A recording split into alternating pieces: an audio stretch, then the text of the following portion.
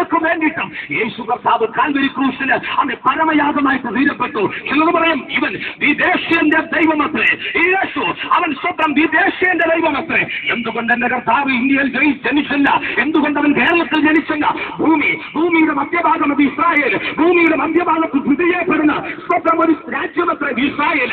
ഭവനത്തിലേക്ക് റൂമിനകത്തൊരു ഫാന് തൂക്കുന്ന സമയത്തിൽ സൈഡിൽ തൂക്കപ്പെടത്തേയില്ല. സ്വന്തം ഭവനത്തിനകത്തൊരു വെളിച്ചം നൽകുന്ന സമയത്തിൽ തന്നെ മധ്യഭാഗത്തിൽ കൊടുക്കപ്പെടുക എല്ലാവർക്കും ലഭിക്കാൻ. മുറിയുടെ ഒരു കോണിലിരിക്കുന്നവർക്കും അങ്ങേ കോണിലിരിക്കുന്നവർക്കും ഇങ്ങേ കോണിലിരിക്കുന്നവർക്കും. ആകയാൽ ഇന്ത്യയിൽ ജനിച്ചാലത്ത് ഇതിന്റെ മറ്റൊരു ഭാഗത്ത് താമസിക്കപ്പെടുന്ന ജനമുണ്ട്. ആകയാൽ അവൻ വിദേശീയന്റെ ദൈവമല്ല, ഭൂമിയുടെ മധ്യഭാഗത്ത് ജനിക്കപ്പെട്ട നസ്രത്തുകാരനായിരിക്കുന്ന യേശു.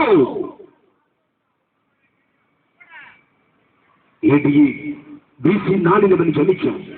AD 70 ലോകത്തിൽ നിന്ന് മാറ്റപ്പെടുമ്പോൾ യാതൊരു പാപവും ചെയ്യാതെ ക്രിസ്തു മനുഷ്യന്റെ പാപത്തിന്റെ പരിഹാരത്തിന് വേണ്ടിയിട്ട് സൈത്താന്റെ ശക്തികൾക്ക് അഥവാ ലോകത്തിലെ പാപത്തിന്റെ ഉടമസ്ഥനായിരിക്കുന്ന പിശാചിന് തന്റെ രക്തവും തന്റെ ജീവനും മറുവിലയായി കൊടുത്തു. മനുഷ്യന്റെ ജീവൻ സ്ഥിതി ചെയ്യപ്പെടുന്നത് രക്തത്തിൽ.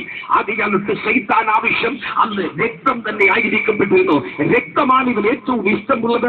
രക്തം കൊണ്ട് പ്രീതിപ്പെടുന്നവനാണ് സൈത്താൻ എതിർശക്തി അഥവാ പാപത്തിന്റെ ഉടമസ്ഥനായിരിക്കുന്ന പിശാച്. അതിനാൽ ഈ ലോകം എഴുതി കൊടുത്താൽ അവന് വൃത്തി വരപ്പെടത്തേയില്ല. ലോകത്തിലുള്ള നന്മ കൊടുത്താൽ ഇവന് തൃപ്തി വരപ്പെടുത്തേയില്ല. മനുഷ്യനെ കൊടുത്താൽ സ്വന്തം ഇവൻ മനുഷ്യന്റെ രക്തത്തിന് വേണ്ടിയിട്ട് ആഗ്രഹിക്കുന്നവനാകൊണ്ട് സ്വന്തം മാനവരാശിയുടെ രക്ഷിതാവ് പിതാവായ ദൈവ പുത്രനായിരിക്കപ്പെടുന്ന ക്രിസ്തുവിനെ ഭൂമിയിലേക്ക് അയക്കപ്പെട്ടപ്പോൾ ക്രിസ്തു അവനെ കുറച്ച് നോട്ടുകെട്ട് പിശാചിന് കൊടുത്തിട്ട് മനുഷ്യനെ വിലയ്ക്ക് വാങ്ങുകയല്ല ചെയ്യപ്പെട്ടത്. മനുഷ്യന്റെ ശരീരത്തിന് വില കൽപ്പിക്കുവാനായിട്ട് കഴിയപ്പെടത്തില്ല. ഡെഡ് ബോഡിക്ക് കഴിഞ്ഞ 5 വർഷത്തിന് മുമ്പുള്ള വില അനുസരിച്ച് സ്വന്തം 13 രൂപയോ 15 രൂപയോ മാത്രമേ വിലയുള്ളൂ. മീൻസ് സ്വന്തം ഒരു പിടി കാൽസ്യം അവന്റെ ശരീരത്തിൽ നിന്ന് ലഭിക്കപ്പെടുക, കുറച്ച് എല്ലുപൊടി അഥവാ ഫോസ്ഫറസ് അവന്റെ ശരീരത്തിൽ നിന്ന് ലഭിക്കപ്പെടുക, കുറച്ച് മെഗ്നീഷ്യം അവന്റെ ശരീരത്തിൽ നിന്ന് ലഭിക്കപ്പെടുക, സ്വന്തം കുറച്ച് കാൽസ്യം അവന്റെ ശരീരത്തിൽ ലഭിക്കപ്പെടുക. ഇതിനെല്ലാം കൂടെ എഴുതി കൂട്ടിക്കാൽ 14 or 15 രൂപ മാത്രമേ ഉണ്ടായിരിക്കത്തുള്ളൂ. പക്ഷേ ജീവനുള്ള ഒരു ദേഹിയെ 10 ലക്ഷത്തിന് വിൽക്കാൻ പറ്റത്തില്ല. ജീവനുള്ള ദേഹിയെ അങ്ങനെ 5 കോടിക്ക് വിൽക്കാനായിട്ട് കഴിയപ്പെടത്തില്ല. മനുഷ്യന് വില കൽപ്പിക്കുവാൻ കഴിയപ്പെടത്തില്ല. ആകയാലത്ത് മാനവരാശിയുടെ ഉദ്ധാരണത്തിന് വേണ്ടി നസ്രത്തുകാരനായിരിക്കുന്ന യേശു കർത്താവ് തന്റെ രക്തം ചൊരിയപ്പെട്ടു.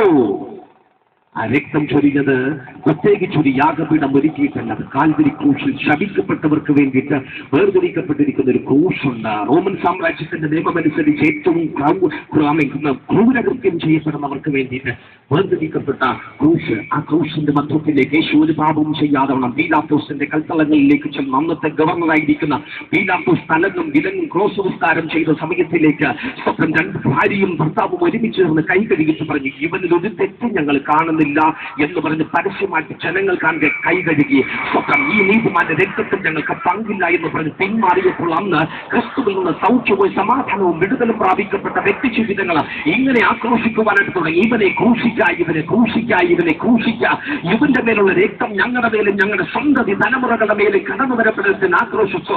അന്ന് പീലാത്തോസ് കൈ കഴുകി ഓർഡറിടപ്പെട്ടു. എങ്കിൽ AD 70 കടന്നു വരപ്പെട്ടപ്പോൾ ചിന്താഗതികൾക്ക് വ്യത്യാസം സംഭവിച്ചുകൊണ്ടൊരു ഭരണ സാമ്രാജ്യം അന്നവരെ നിലവിലേക്ക് കടന്നു വരപ്പെട്ടു.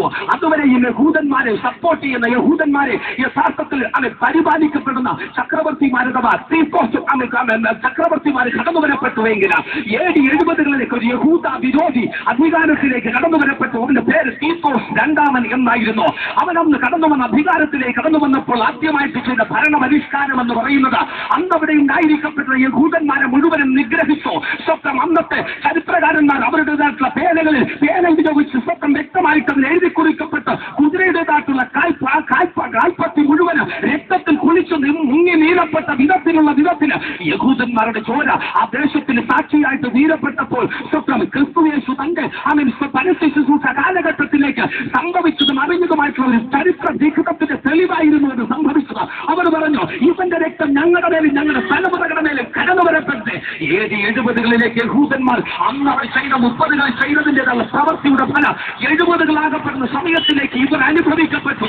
അങ്ങനെയാണെങ്കിൽ മാനവരാശിക്ക് വേണ്ടിയിട്ട് ക്രിസ്തു തന്നെ ഏൽപ്പിച്ചു അവനെ ക്രൂശിൽ കടന്നുകൊണ്ട് ലോകത്തെ ഞെട്ടിച്ച ഏക പ്രാർത്ഥന ഇവർ ചെയ്യുന്നത് ഇന്നത് മറിയായിക്കൊണ്ട് ഇവരോട് ക്ഷമിക്കപ്പെടണമേ. അതിനുശേഷം ഒരുപാട് വ്യക്തി ജീവിതങ്ങൾ ഇതിനെ അനുകരിച്ച് ഒരുപാട് മഹാന്മാർ ഇതിനെ അനുകരിച്ച് സ്വന്തം ശത്രുവിനെ സ്നേഹിക്കുവാനും ഒരു കണ്ണത്തടിച്ച മറ്റേ കണ്ണൻ കാണിച്ചു കൊടുക്കുവാനും പറഞ്ഞു. പക്ഷേ ലോകത്തിൽ ആദ്യമായിട്ട് സമാധാന സമരത്തെ കുറിച്ച്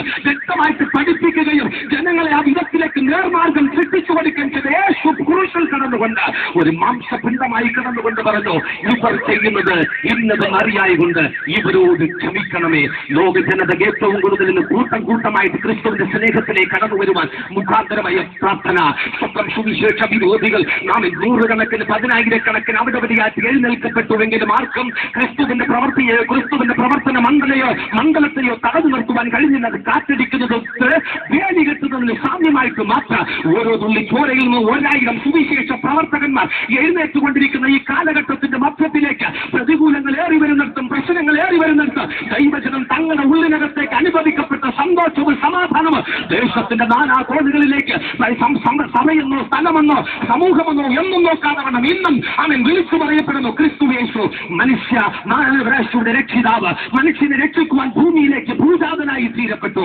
ഈ നല്ല രാത്രിയിൽ ജാതി മതഭേദമന്യേ സുഹൃത്തെ നീ പ്രശ്നത്തിനായിരിക്കുന്നുവെങ്കിൽ, സഹോദരൻ നീ കടബാധ്യതയുടെ മധ്യത്തിനായിരിക്കുന്നുവെങ്കിൽ, നിന്റെ തൊഴിൽ മേഖലയുടെ മധ്യത്തിലേക്ക് നിനക്ക് മുമ്പിലേക്ക് പോകുവാൻ കഴിയപ്പെടാത്ത സാഹചര്യത്തിലായിരിക്കാം ഒരുപക്ഷെ നീ ശബ്ദം ശ്രദ്ധിക്കപ്പെടുന്നത്. നിന്റെ ബിസിനസ് സാമ്രാജ്യം വളരുവാൻ സാധ്യതയുണ്ട്. പക്ഷേ നിന്റെ വലത്തെ കാലിന്റെ മുട്ടിന്റെ വേദന വീഴ്ത്ത നിനക്ക് നാളുകളിൽ യാതൊരു വിധത്തിലും മുൻപിലേക്ക് ഗമിക്കുവാനായിട്ട് കഴിയപ്പെടുന്നില്ല. നാളുകളിൽ നീ 8 മാസക്കാലമായിട്ട് സ്വന്തം ലീവെടുത്ത് ഈ നാളുകൾ വീട്ടിൽ വിശ്രമിച്ചിട്ട് സമയം പോരാത്ത അനുഭവത്തിലേക്ക് ഈ കടൽക്കരയിലേക്ക് അല്പം ആശ്വാസത്തിന് വേണ്ടിയിട്ട് നീ കടന്നു വന്ന ഒരു വാഹനത്തിനകത്തിരുന്ന് വളരെ ശാന്തമായിട്ട് ശബ്ദം ശ്രദ്ധിക്കുന്നുണ്ടായിരിക്കുക. ഈ നല്ല രാത്രി പരിശുദ്ധനാം ദൈവ നിന്നെ വ്യക്തമായിട്ട് സ്നേഹിക്കുന്നുണ്ട്. സാഹചര്യത്തിന്റെ അനുഭവത്തെ നന്നായിട്ട് അറിഞ്ഞവൻ നിന്നെ വിടുവിച്ച് അനുഗ്രഹിക്കുവാനായിട്ട് ആഗ്രഹിക്കപ്പെടുന്നു. സ്വന്തം തൊഴിൽ മേഖല തകർന്ന അനുഭവത്തിലേക്ക് മറ്റൊരു സംസ്ഥാനത്തിൽ നിന്നും നാട്ടിലേക്ക് കടന്നുവന്ന് ബന്ധുക്കളുടെയും പരിചയക്കാരുടെയും മധ്യത്തിലേക്ക് ഇന്ന് ഞാൻ വലിയവനാണെന്ന് അഭിമാനിച്ചിട്ട് ഒരു ബിഗ് സീറോയായ അനുഭവത്തിലേക്ക് സ്വന്തം ഇന്നൊക്കെ അഭിമുഖമായി നീ കാണുന്നില്ല എങ്കിൽ ഈ ശബ്ദം ശ്രദ്ധിച്ചുകൊണ്ട് നീ ആയിരിക്കുമ്പോൾ നിനക്ക് വേണ്ടിയിട്ട് ക്രിസ്തു മരണത്തെ ഏറ്റെടുക്കപ്പെട്ടു. ആകയാൽ ജാതി മതഭേദമന്യേ ഇന്ന് ആരെങ്കിലും ആയിരിക്കുന്ന സ്ഥാനത്തിൽ നിന്നുകൊണ്ട് ക്രിസ്തുവേ എന്റെ കുടുംബത്തിലേക്ക് കടന്നു വരണമേ, എന്റെ ഹൃദയത്തിലേക്ക് കടന്നു വരണമേ, എന്നെ നീ സഹായിക്കണമേ എന്ന് രാമൻ പൂർണ്ണമായിട്ട് ഏൽപ്പിച്ചു സമർപ്പിച്ചു പ്രാർത്ഥിക്കുന്നുവെങ്കിൽ ഇന്നു മുതൽ വാസ്തവമായിട്ട് നീ ആഗ്രഹിക്കുന്ന വിഷയത്തിന്റെ മേൽ നിനക്ക് ഉത്തരമുണ്ടാകപ്പെടാം. നിന്റെ കടബാധ്യതകൾ ഒന്നൊന്നായിട്ട് മാറപ്പെടാം. നീ അനുഭവിക്കുന്ന ട്രീറ്റ്മെന്റ് ചെയ്തിട്ട് സൗഖ്യം ലഭിക്കപ്പെടാത്ത രോഗത്തിൽ നിന്ന് പൂർണ്ണമായിട്ടുള്ള സൗഖ്യവും വിടുതലും ആശ്വാസവും നിന്റെ ജീവിതത്തിലേക്ക് പ്രാപിച്ചെടുക്കപ്പെടും എന്നുള്ളതിന് സംശയമേ ഇല്ല. രക്ഷ പ്രാപിക്കുവാൻ വേണ്ടിയിട്ട്, മോചനം പ്രാപിക്കുവാൻ വേണ്ടിയിട്ട് നീ ഓടിയ സ്ഥലങ്ങൾ, ഒരുപാട് സ്ഥലങ്ങളിലേക്ക് നീ കടന്നു പോകപ്പെട്ടു. ഇതുവരെ ലഭിക്കപ്പെടാത്ത സാഹചര്യമാണെങ്കിൽ ഈ നല്ല രാത്രി ദൈവത്തിന്റെ പരിശുദ്ധാത്മാവ് നിന്നെ നന്നായിട്ട് കാണപ്പെടുന്നു. നിന്റെ സാഹചര്യം കാണുന്നു. ഹല്ലേലൂയ. നിന്റെ മാതാപിതാക്കൾ നിന്നെ ഉപേക്ഷിച്ച സാഹചര്യം, നിന്റെ ബന്ധുക്കൾ നിന്നെ കുത്തുവാക്കുകളായി സ്വന്തം ഏൽപ്പിച്ചെന്ന് വേദനിപ്പിച്ച നാളുകൾ ഏകാന്തതയുടെ മധ്യത്തിലേക്ക് ആരും ഇല്ല എന്നുള്ള അനുഭവത്തോടുകൂടി നീ ശബ്ദം ശ്രദ്ധിക്കുമ്പോൾ ക്രിസ്തുയേശു നിങ്ങൾ എല്ലാവരും സ്നേഹിക്കപ്പെടുന്നുണ്ട്.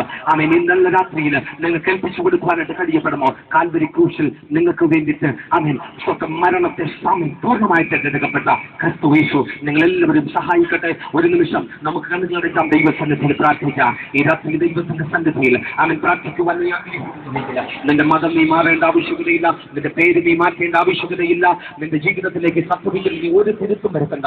ആയിരിക്കുന്ന സ്ഥാനത്ത് കണ്ണടച്ച ഹൃദയം കൊണ്ട് ക്രിസ്തുവിന്റെ ഹൃദയത്തിലേക്ക് നീ കടന്നു വരണമേ, എന്റെ പ്രശ്നത്തിലേക്ക് കടന്നു വരണമേ, എന്റെ പാപത്തെ നീ ക്ഷമിക്കണമേ. നീ പ്രാർത്ഥിക്കുമ്പോൾ തന്നെ ഒരു അത്ഭുതം, ഇന്നു മുതൽ ഒരു ആശ്വാസം, ഒരു അനുഗ്രഹം നിനക്ക് അനുഭവിക്കുവാനായിട്ട് കഴിയും. ഞങ്ങൾ അധികമായി സ്നേഹിക്കുന്ന നല്ല ദൈവമേ, നല്ല രാത്രിക്കായി സ്തോത്രം. തിരുമേനിയും ഈ നല്ല രാത്രിയിൽ ഈ ശബ്ദം ശ്രദ്ധിക്കുന്ന ഈ പ്രദേശ നിവാസികൾക്കെല്ലാവർക്കായി ഞങ്ങൾ പ്രാർത്ഥിക്കുന്നു. വ്യാപാരികൾക്കെല്ലാവർക്കായി പ്രാർത്ഥിക്കുന്നു. പ്രത്യേക ഈ കടൽക്കരയിലേക്ക് കടന്നു വന്നിരിക്കുന്ന ദൈവമക്കൾക്കായിട്ട് ഞങ്ങൾ പ്രാർത്ഥിക്കുന്നു. ക്രിസ്തുവിനെ അങ്ങയുടെ സ്നേഹത്തിലേക്ക് കടന്നു വരുവാൻ ആഗ്രഹിക്കുന്ന ഈ ജനത്തിന്റെ മേൽ ഇന്നു മുതൽ ദൈവിക സമാധാനം വ്യാപരിക്കട്ടെ. പരിശുദ്ധാത്മാവിന്റെ സാന്നിധ്യം ആ ഹൃദയങ്ങളുടെ മേൽ വ്യാപരിക്കട്ടെ. അവർ ദൈവത്തിന്റെ സ്നേഹത്തിൽ സാന്നിധ്യത്തിൽ മുന്നേറുവാൻ ദൈവം സഹായിക്കണമേ. എല്ലാ മഹത്വവും എല്ലാ ബഹുമാനവും എല്ലാ പുകഴ്ചയും ഞങ്ങൾ അങ്ങേക്ക് മാത്രം സമർപ്പിക്കുന്നു. കർത്താവ് ഞങ്ങളുടെ പ്രാർത്ഥനകളും യാചനകളും കേട്ടിരിക്കാനുള്ള സ്തോത്രം. യേശു ക്രിസ്തുവിൻ പരിശുദ്ധ നാമത്തിൽ പിതാവേ, ആമേൻ.